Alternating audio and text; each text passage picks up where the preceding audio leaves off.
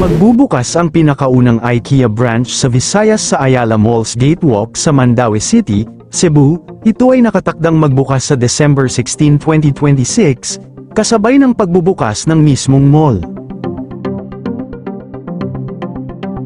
At bago natin ituloy, kung ikaw ay bago pa lang sa aking YouTube channel ay huwag kalimutan mag-subscribe at i-click na rin ang bell icon para lagi kang updated sa mga bago kong upload video. Ang kauna-unahang IKEA sa Visayas ay opisyal nang magbubukas sa December 16, 2026 bilang flagship tenant ng bagong Ayala Mall's Gatewalk sa Mandaue City, Cebu.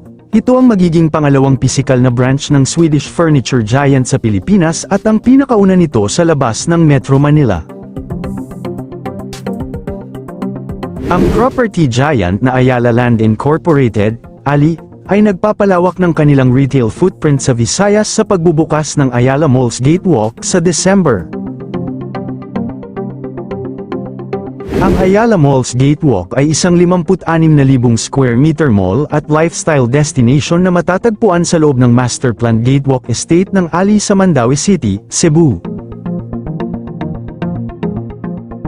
Ito ay magiging isang 4-level complex na konektado sa isang office tower at isang public transport hub, na idinisenyo upang pagsilbihan ng lumalaking residential, office at visitor market ng Cebu.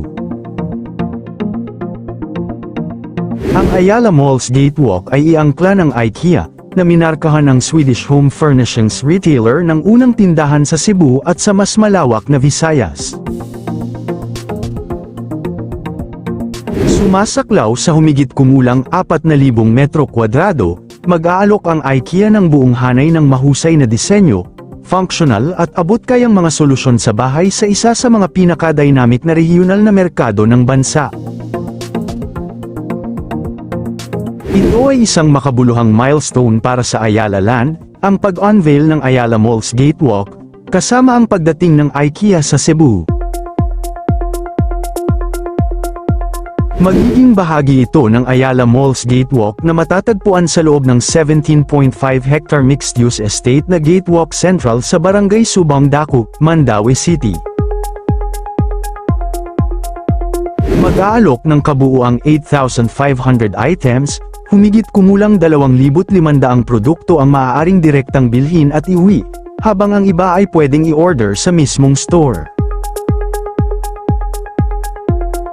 May 41 room installation displays na magpapakita ng mga disenyo at ideya para sa kusina, sala, at kwarto. Kasama sa bubuksan ang kanilang restaurant na maghahain ng sikat na IKEA Swedish meatballs at iba pang putahe. Plano rin ng mall na maglagay ng malaking slide, larger-than-life slide, at isang B-level food hall.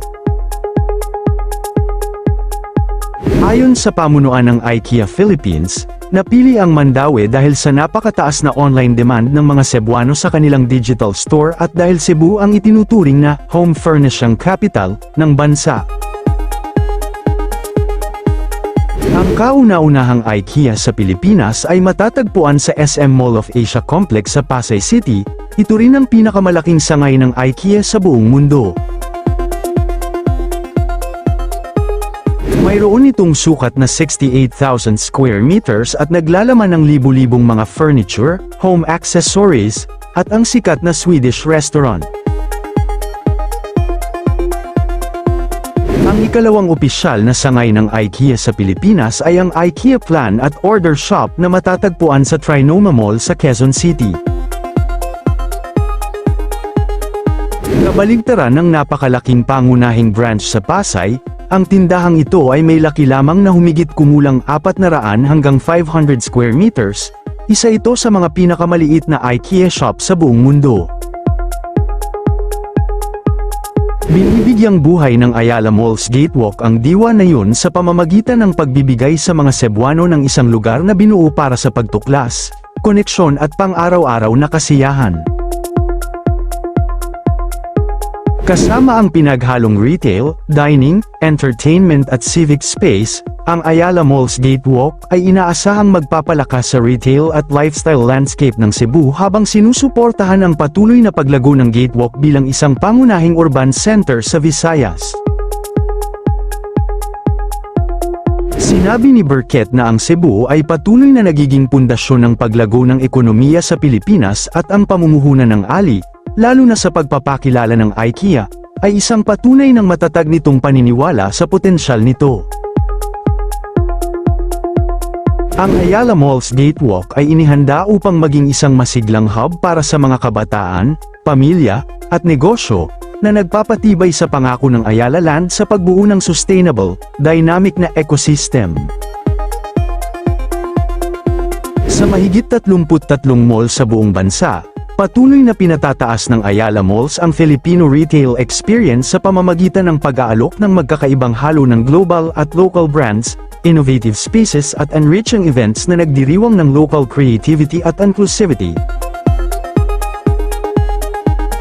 Samantala, ang Ayala Mall's Trinoma ay kasalukuyang nagpapatupad ng 40,000 square meter expansion na tinatawag na The Exchange at Trinoma, bukod sa 12,000 square meter retail at 4,000 square meter office spaces.